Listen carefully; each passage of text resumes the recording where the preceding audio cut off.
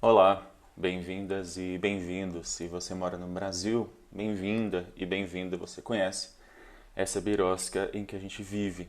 E hoje eu quero falar sobre uma decisão que o STJ deu, a quinta turma do STJ deu, a respeito de grampos telefônicos autorizados pela Justiça num caso envolvendo o Queiroz e o Flávio Bolsonaro, o senador Flávio Bolsonaro.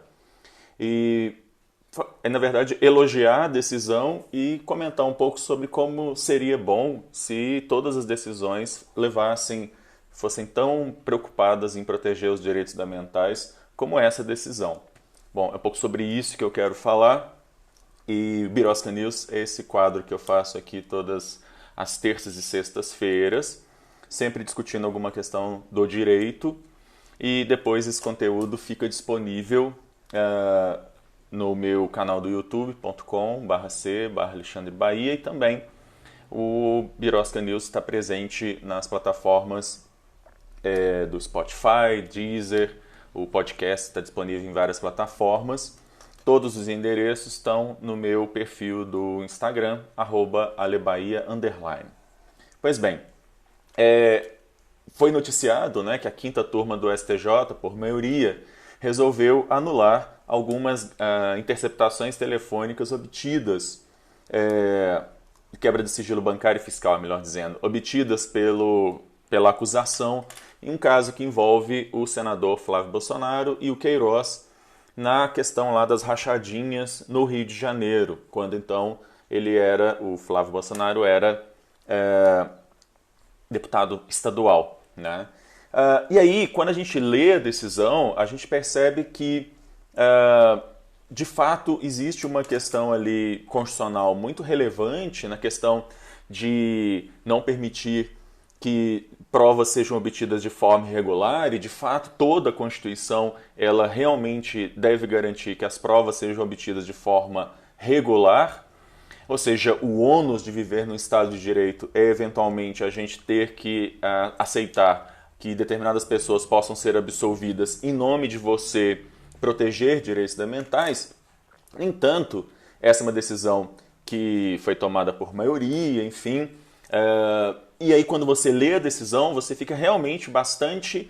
É bastante interessante ver como o STJ, nesse caso, age para proteger aí os direitos fundamentais de pessoas investigadas para que elas não sejam eventualmente vilipendiadas. O que chama atenção, no entanto, nesse caso, é que nem sempre os nossos tribunais têm essa mesma diligência. Fazendo uma pesquisa muito rápida em várias decisões de tribunais que também estão falando sobre decisões parecidas, a gente vai ver que nem sempre a coisa é dessa forma.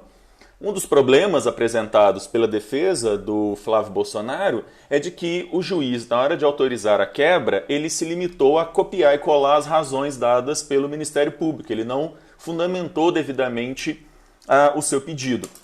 E é esse ponto que eu queria chamar a atenção, quer dizer, quando você faz uma pesquisa na jurisprudência, e eu vou colocar o link aqui de algumas decisões, tanto do STF quanto do STJ, em situações muito parecidas, ou seja, nas quais o juiz, para autorizar determinada produção de prova, como uma quebra de sigilo bancário, fiscal, telefônico, ou para dar uma sentença, ele se vale daquela argumentação per relationem, né? Ele copia e cola ou simplesmente faz remissão à argumentação feita pelo Ministério Público, por exemplo, para requerer a quebra do sigilo bancário e fiscal, como foi o caso aqui, e nesses tantos outros casos que eu vou linkar, os nossos tribunais de segunda instância, mas mesmo os nossos tribunais superiores, o STF e o STJ, consideram que não há problema. Não há problema em você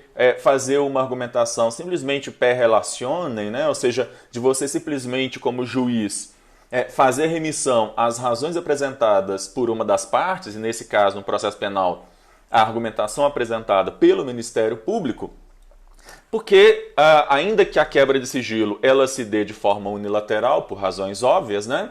depois a defesa vai ter a chance de ter acesso àquele material e o contraditório se perfaz.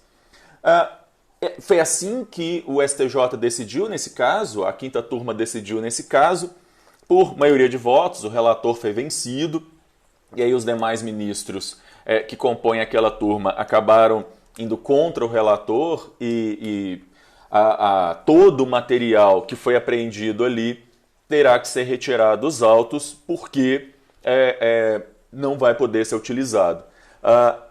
Como a Dayane está lembrando aqui, esse Ctrl+C, Ctrl+V é extremamente comum nos vários juízos e tribunais desse país, em que se faz referência simplesmente por exemplo, o juiz simplesmente faz referência a argumentos trazidos pelo Ministério Público, ou na hora de renovar, por exemplo, uma quebra de sigilo telefônico, ele, juiz, faz referência às próprias razões pelas quais ele permitiu a quebra do sigilo telefônico da primeira vez, quando se pede uma renovação da quebra do sigilo, e tudo fica por isso mesmo.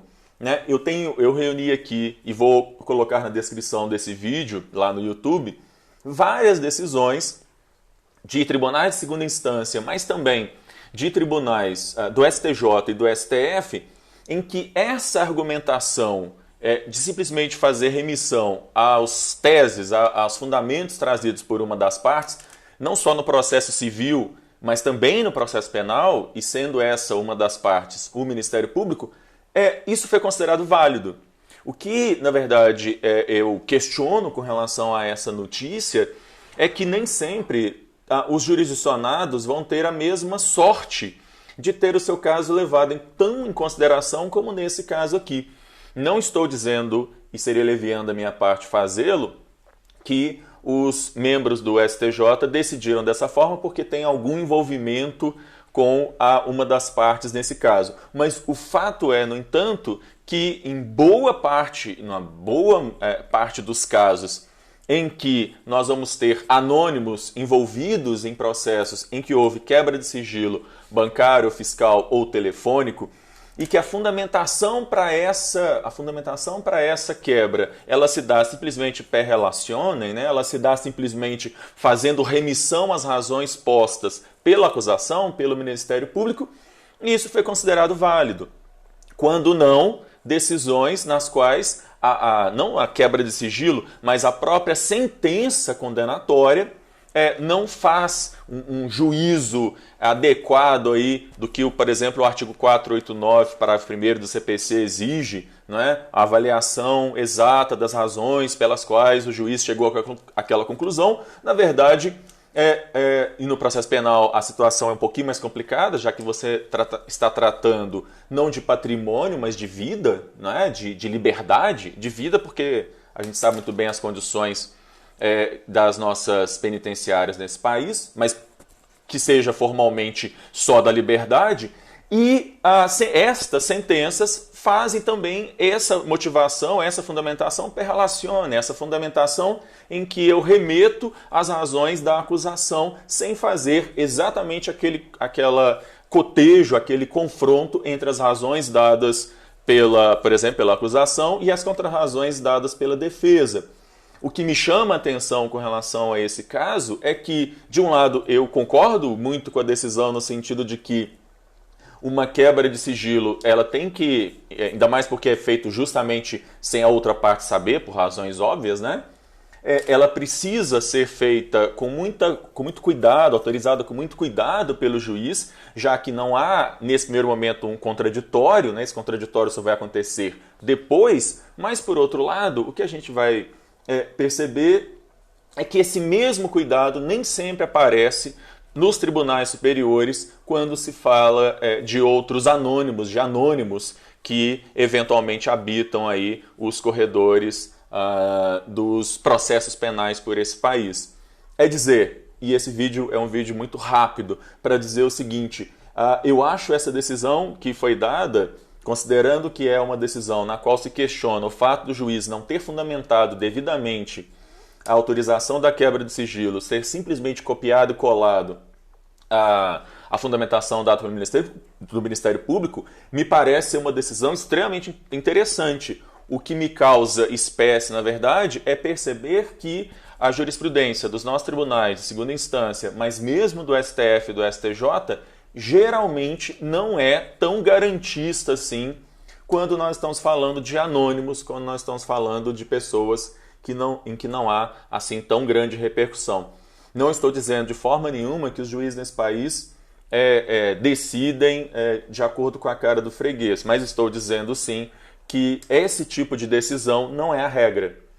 Que esse tipo de decisão, na verdade, parece muito mais uma exceção dentro dos nossos tribunais superiores. Há algumas outras exceções, e quando você vai olhar essas outras exceções, você vai perceber também que há uma dimensão política grande envolvida, quando na verdade você vai ter anônimos aí envolvidos nesses processos penais, nem sempre há tanto cuidado, nem sempre há todo esse zelo em se avaliar, por exemplo, o fato de que não cumpre o requisito de fundamentação das decisões judiciais exigido pela Constituição de 88, simplesmente fazer a relação ou Ctrl+C, Ctrl+V das razões postas pelo Ministério Público, porque a quebra de um sigilo bancário, fiscal, telefônico, ela é medida excepcional e que, portanto, precisa ter uma fundamentação adequada e não basta simplesmente copiar e colar.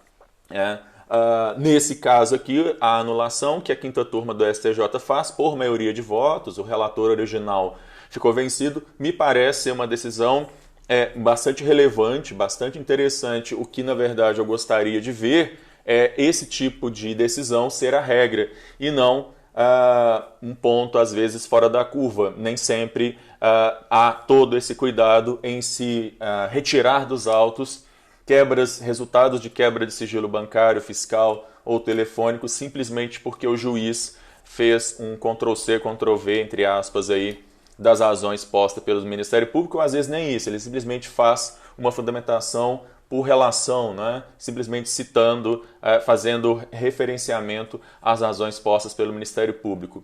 É esse tipo de seriedade, é esse tipo de conduta que a gente espera de todos os juízes e de todos os tribunais em quaisquer casos. Não é? Quem sabe isso acabe virando, não é, um entendimento majoritário dos nossos tribunais superiores e de alguma forma acabe se espraiando por todos os processos, em quaisquer rincões, seja lá qual for a cara do freguês que esteja diante do Poder Judiciário. Né?